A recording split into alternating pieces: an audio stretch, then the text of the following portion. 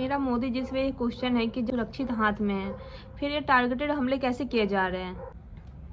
Hello guys, welcome to my channel. आप सबका स्वागत है लाइफ स्टाइल शिवानी में। सो गाइस, आप सबको पता ही होगा कि आज से पहले जो भी इस चैनल पे वीडियोस आए हैं वो सभी इंटरटेनमेंट और फन के थ्रू ही थे थोड़ा बहुत। तो आज उन सबसे हट के एक बात पे डिस्कस कर रही हूँ मैं, क्योंकि एज इंडियन सिटीज़न मुझे लग रहा है कि इस टॉपिक पे जो है बात करना बहुत ज़्यादा ज़रूरी है। हर एक आदमी के लिए बहुत ज़्यादा ज़रूरी है, मुझे लगता है ऐसा। क्योंकि आप पहलगाम में जो अटैक हुआ है उसके बारे में तो क्या कहना, मतलब कि मेरे पास शब्द नहीं है उन सब चीज़ों को बताने के लिए कि क्या हुआ है, कैसे हुआ, क्योंकि सबको पता है भाई कि मतलब कितने बेरहमी से लोगों को मार दिया गया वहाँ पे, और जो है कोई कुछ नहीं कर पाया। तो ये बहुत दुखद खबर है। तो लेकिन अगर ये लोग ज़िंदा होते, अगर ये लोग मुस्लिम होते या फिर मुस्लिम होते कह सकते हैं सीधे, तो गाइस ऐसा बोला जाता है ना कि जो आतंकवादी होते हैं उनका कोई रिलीजन नहीं होता, उनका कोई धर्म नहीं होता। पर अगर ऐसा कुछ नहीं होता है तो उन्होंने फिर ऐसे क्यों पूछा कि आप हिंदू हो, मुस्लिम हो या फिर क्या कास्ट है आपका, उसके अकॉर्डिंग उन्होंने मारा। उन्होंने कुछ किसी से जात नहीं पूछी, किसी से स्टेट नहीं पूछा, कुछ नहीं पूछा, उनसे लैंग्वेज नहीं पूछी गई, कुछ नहीं पूछा गया। बस एक ही चीज़ पूछा गया, क्या आप हिंदू हो। जिन्होंने बोला हिंदू है उनको गोली मार दी गई।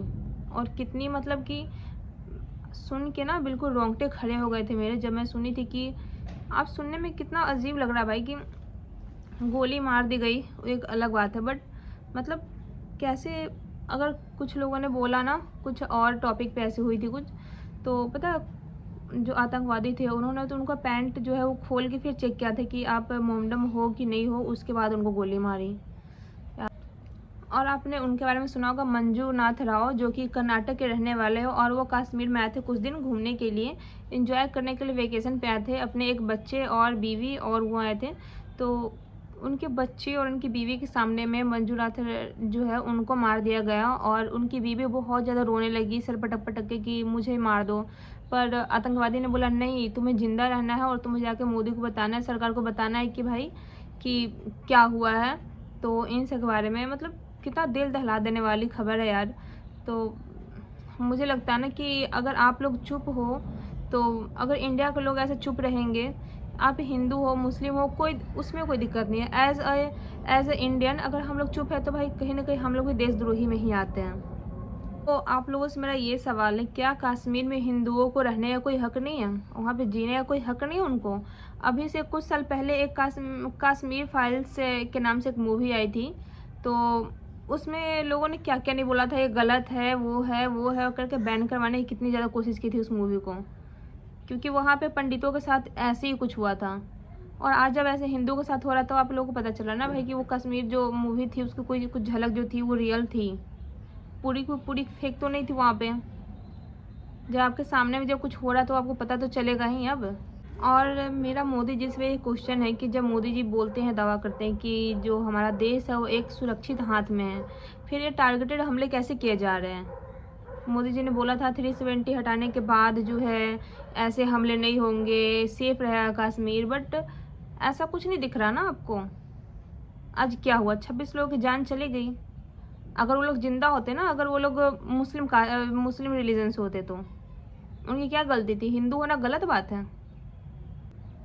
आतंकवादियों की कोई मजहब नहीं होती, आतंकवादियों की कोई रिलीजन नहीं होती, फिर उन्होंने रिलीजन पूछ के क्यों मारा भाई गोली। सोचने वाली बात है ना।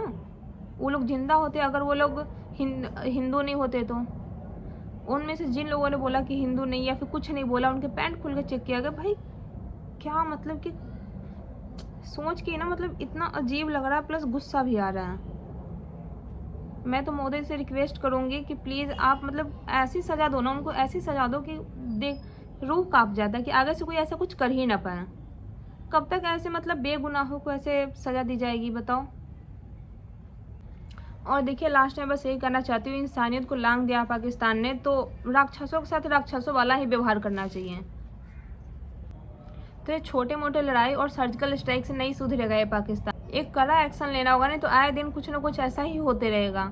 और उम्मीद करते हैं कि जो ये हुआ है ये लास्ट हो, इसके बाद ऐसा कुछ देखने को ना मिले। तो जय हिंद।